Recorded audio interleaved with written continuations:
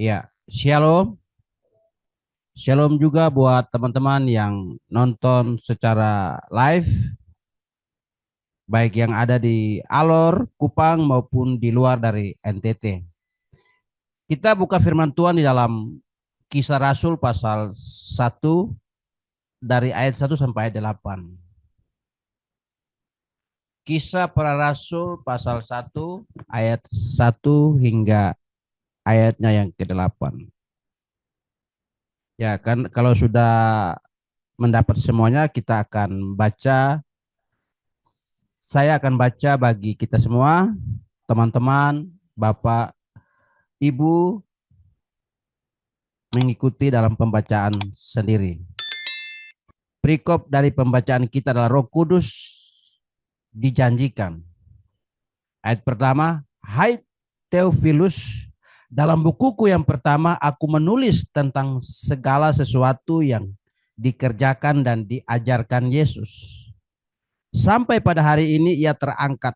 Sebelum itu ia telah memberi perintahnya oleh Roh Kudus kepada rasul-rasulnya yang dipilihnya, kepada mereka ia menunjukkan dirinya setelah penderitaannya selesai, dan dengan banyak tanda ia membuktikan bahwa ia hidup.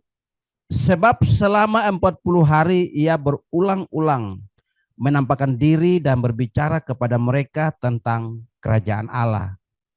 Pada suatu hari ketika ia makan bersama-sama dengan mereka, ia melarang mereka meninggalkan Yerusalem dan menyuruh mereka tinggal di situ menantikan janji Bapa yang demikian katanya. Telah kamu dengar daripadaku, sebab Yohanes membaptis dengan air, tetapi tidak lama lagi kamu akan dibaptis dengan Roh Kudus. Ayat 6. Maka bertanyalah mereka yang berkumpul di situ, Tuhan, maukah engkau pada masa ini memulihkan kerajaan bagi Israel? Jawabnya, engkau tidak perlu mengetahui masa dan waktu yang ditetapkan Bapa sendiri menurut kuasanya. Tetapi kamu akan menerima kuasa kalau Roh Kudus turun ke atas kamu, dan kamu akan menjadi saksiku di Yerusalem dan di seluruh Yudea dan Samaria dan sampai ke ujung bumi. Demikian firman Tuhan pada sore hari ini. Tema kita yaitu menjadi saksi bagi Kristus.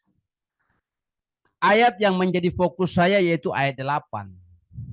Tentu dari pembacaan awal sampai 8 tentu itu juga akan kita bahas. Tetapi sesuai dengan tema bahwa kamu akan menjadi saksiku, ada dalam ayat yang 8. Saya baca ulang ayat tersebut.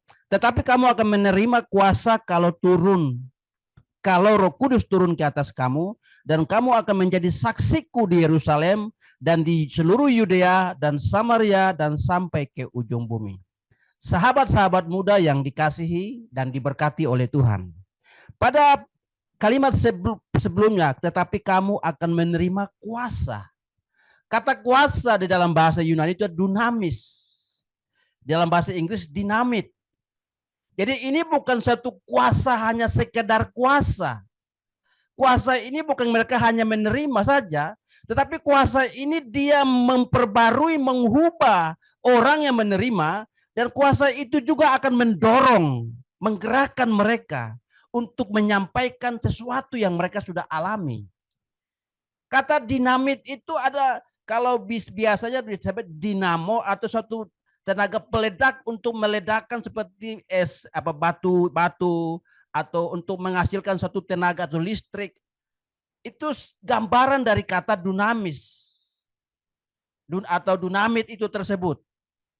Dengan demikian setiap orang yang menerima kuasa, dia tidak berdiam diri, tapi kuasa itu akan bekerja di dalam diri untuk mendorong dia. Jadi pertama dia menerima kuasa untuk merubah hidupnya, merubah sifatnya. Dan ketika dianya diubah oleh Roh Kudus itu akan mendorong orang itu untuk terus menyampaikan apa yang dia alami. Jadi sebelum para rasul ini pergi menjadi saksi, menyampaikan apa yang mereka sudah lihat, mereka harus menerima kuasa. Kuasa yang bisa menggerakkan mereka, mendorong mereka. Dia tidak pasif tapi aktif, bergerak, mendorong seseorang untuk terus bekerja apa yang harus dikerjakan. Itulah kata kuasa di dalam bahasa Yunani. Lalu dikatakan bahwa kalau Roh Kudus akan turun ke atas kamu. Jadi kuasa itu akan dimiliki, diterima seseorang kalau ada Roh Kudus turun kepada kamu. Dan kuasa ini bukan saja dimiliki oleh para rasul waktu itu, tetapi setiap orang yang menerima kuasa, kuasa itu akan memperbarui hidupnya, memperbarui perkataannya, memperbarui pikirannya, memperbarui tingkah lakunya, dan kuasa itu juga akan mendorong untuk menyampaikan apa yang dia alami. Jadi harus menerima kuasa Roh Kudus. Di dunia ini ada dua kuasa. Ada kuasa Roh Kudus, ada kuasa yang bukan dari Tuhan. Nah, saat ini kita sedang berada di mana? Kuasa mana? Kuasa Tuhan atau kuasa yang bukan dari Tuhan? Kita tidak akan bisa menjadi saksi kalau kuasa dalam diri kita ini bukan dari Tuhan. Kita bisa jadi pengacau karena bukan kuasa yang dari Tuhan. Kalau kuasa yang dari Tuhan, kita akan menjadi saksi. Tapi kuasa yang kita miliki bukan dari Tuhan. Kenapa? Karena setan juga menawarkan kuasa kepada orang yang mau mengikuti dia. Kalau kita baca di dalam kitab Matius atau Lukas pasal 4, di situ ketika Yesus dicobai oleh iblis, iblis menawarkan, kamu semua yang di dunia ini akan kuberikan kepadamu kalau kamu menyembah aku. Jadi orang yang menyembah setan pun, setan akan memberikan kuasa. Tapi kuasa bukan untuk bersaksi tentang kebenaran, tapi kuasa untuk melakukan hal yang tidak baik. Tetapi berbeda dengan orang yang menerima kuasa Roh Kudus. Ketika Roh Kudus turun merubah orang itu, dan apa yang dia alami, itu akan mendorong, Roh Kudus akan mendorong dia untuk terus bergerak, tidak pasif, tapi selalu aktif untuk menyampaikan apa yang dia alami. Kalau kita melihat yang berikutnya, dan kamu akan menjadi saksi. Jadi mau menjadi saksi kita harus terima Roh Kudus, dan kemudian apa yang dikerjakan Roh Kudus dalam hati kita, dan kita menjadi pergi dan menjadi saksi. Kata saksi dalam bahasa Yunani atau martus, disebut sebagai martos. Artinya orang yang menyampaikan apa yang dialami, apa yang dilihat, dan apa yang dirasakan. Seorang saksi syaratnya dia harus mengalami. Selain dia mengalami, dia harus melihat. Selain dia melihat, dia juga merasakan atau terlibat dalam satu peristiwa. Kalau di pengadilan, orang sidang itu ada juga harus ada saksi. Saksi itu ada macam-macam saksi kalau di pengadilan. Ada saksi yang memberatkan, ada saksi yang meringankan, ada saksi dari korban, dan juga ada saksi dari pihak penyidik. Saksi dari pihak penyidik itu dia menyampaikan apa yang dia tulis waktu BAP, berita acara pemeriksaan. Itu yang dia disampaikan oleh penyidik. Tetapi saksi yang meringankan adalah saksi yang diajukan oleh korban. Itu saksi yang meringankan. Kalau saksi yang memberatkan, itu saksi yang diajukan oleh mahkamah, oleh dari pengadilan untuk memberi keterangan. Ada juga saksi ahli. Saksi ahli artinya orang yang ahli dalam satu perkara. Dimajukan dalam satu sidang untuk proses perjalanan sidang itu untuk melihat orang ini layak dikasih hukuman atau tidak. Kalau dikasih hukuman kira-kira berapa? Karena ada saksi yang meringankan, ada saksi yang memberatkan. Tapi kalau kita sebagai saksi Kristus, tidak ada ringan berat, tidak ada saksi ahli atau apapun. Tetapi kita syaratnya harus menerima Roh Kudus. Roh Kudus akan merubah kita, dan Roh Kudus akan mendorong kita untuk menyampaikan apa yang kita alami. Lalu pertanyaan, apa yang kita mau jadi saksi? Apa sih yang mau kita katakan? Kalau kita baca di ayat yang pertama, hai Theophilus, dalam bukuku yang pertama, aku menulis tentang segala sesuatu yang dikerjakan dan diajarkan Yesus. Jadi yang pertama yang untuk menjadi saksi tentang apa yang dikerjakan oleh Yesus. Pertanyaan, apa sih yang dikerjakan oleh Yesus? Yang dikerjakan oleh Yesus adalah karya keselamatan yang Yesus lakukan ketika berada di salib.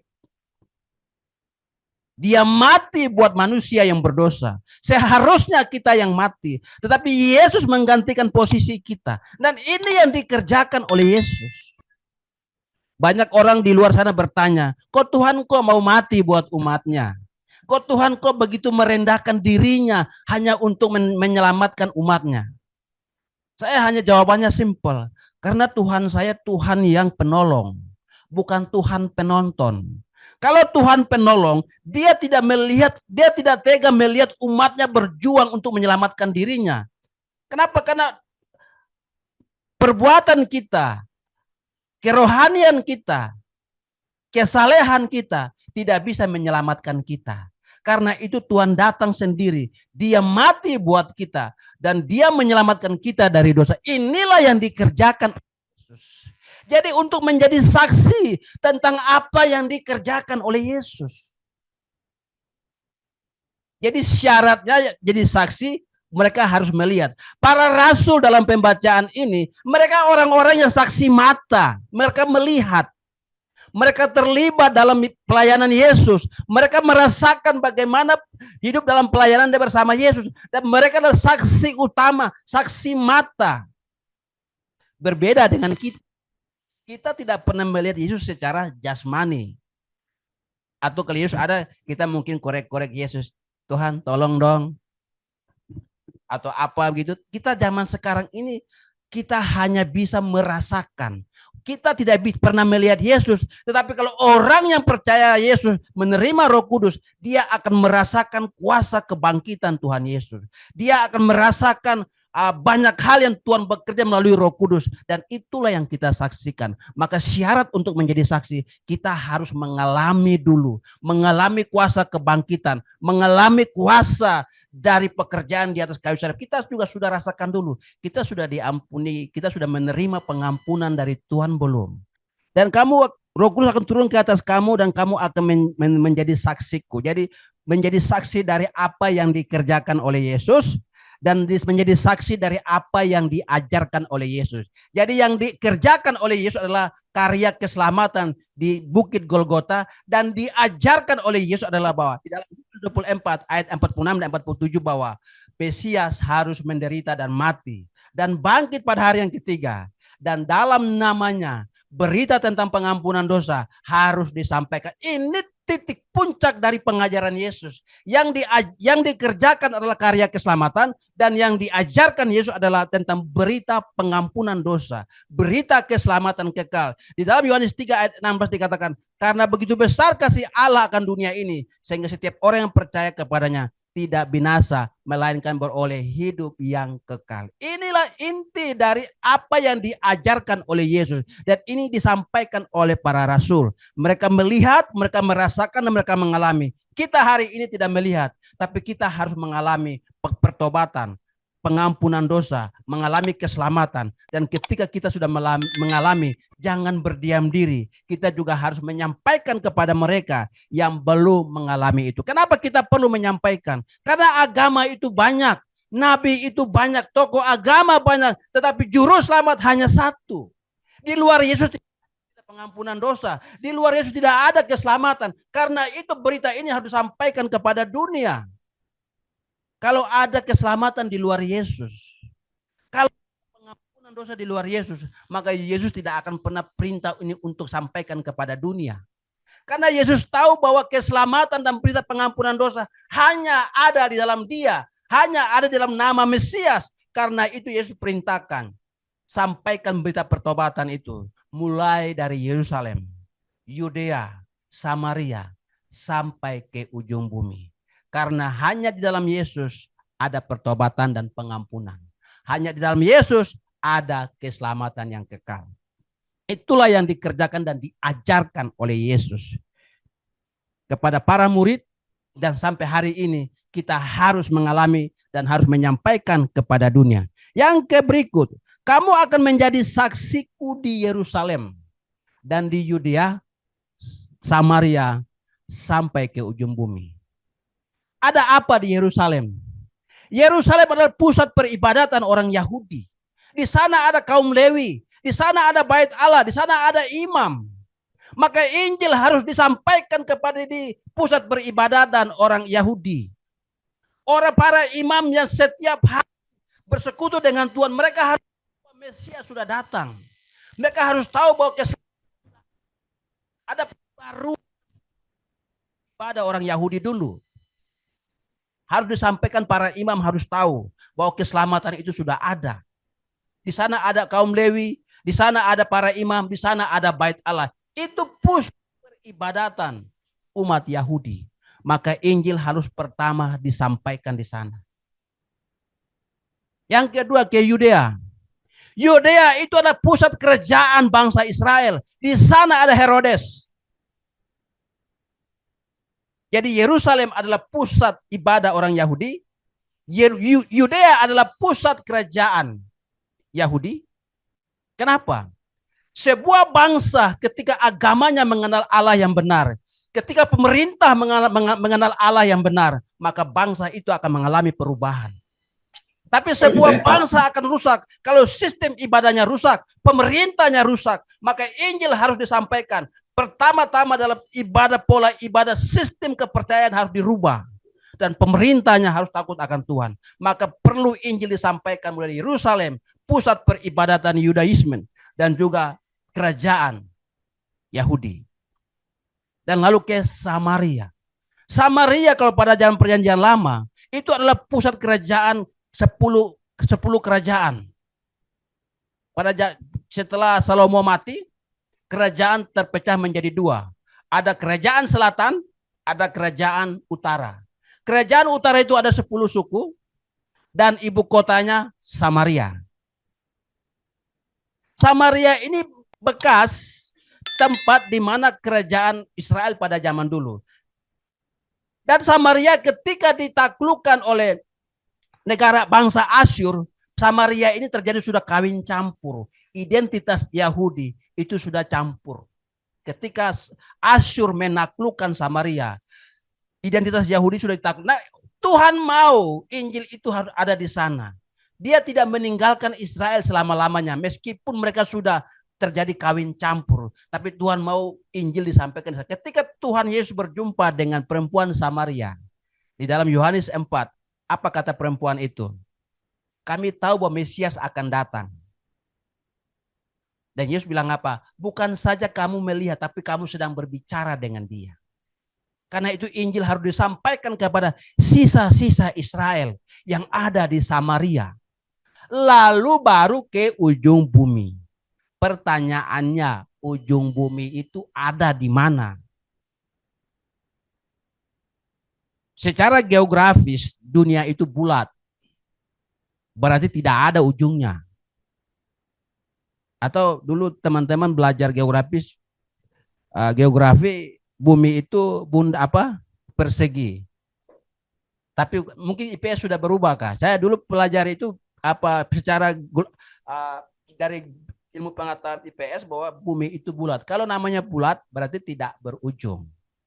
Lalu apa maksud di ujung bumi?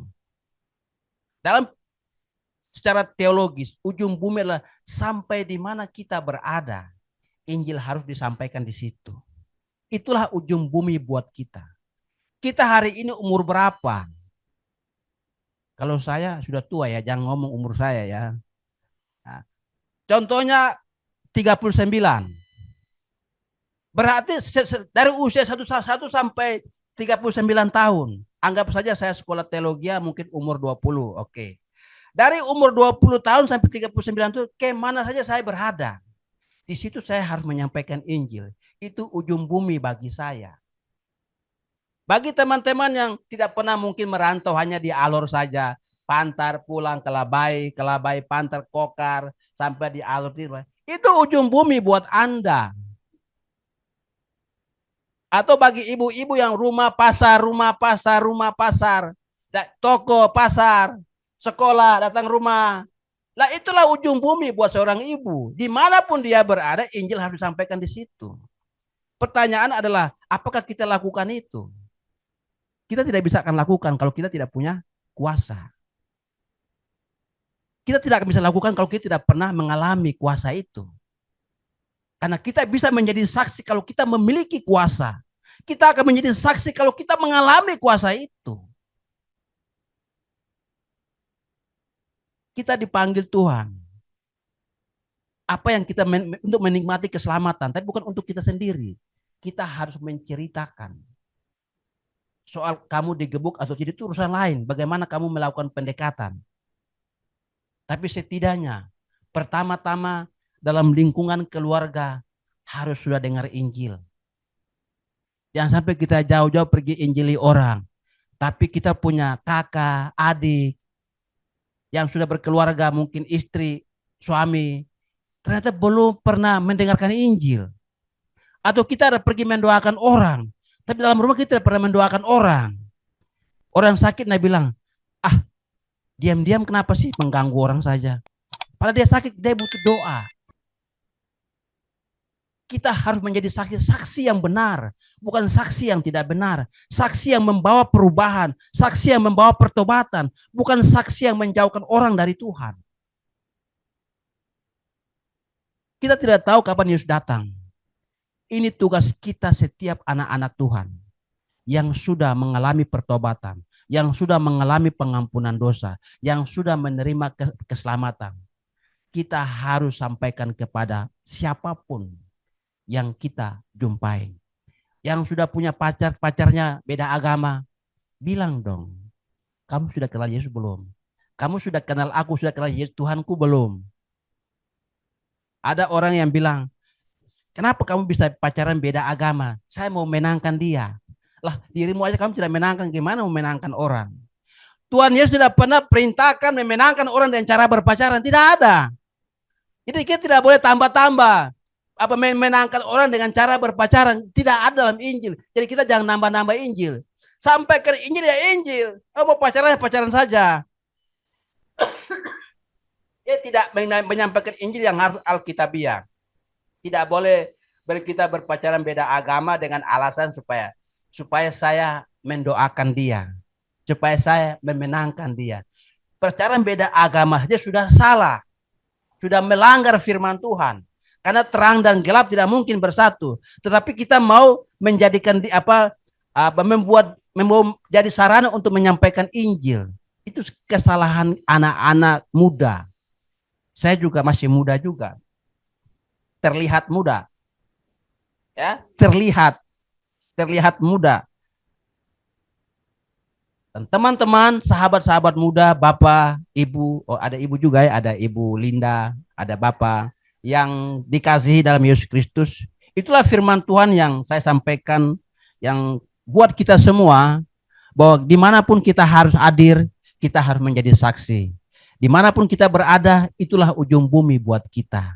Dan pastikan bahwa ketika kita menyampaikan Injil, kita sudah mengalami perubahan, kita sudah mengalami pertobatan, kita sudah mengalami keselamatan. Jangan sampai kita bawa orang dia ke surga, tapi kita hanya tidak ada di sana. Karena kita sampaikan dia untuk bertobat, tapi kitanya tobat kumat. Ya sebab kita sampaikan Injil dia selamat, kitanya tidak selamat. Pastikan bahwa sebelum kita menyampaikan menjadi saksi buat orang lain, kita sudah mengalami semuanya. Karena syarat untuk menjadi saksi, dia sudah mengalami. Mari kita berdoa.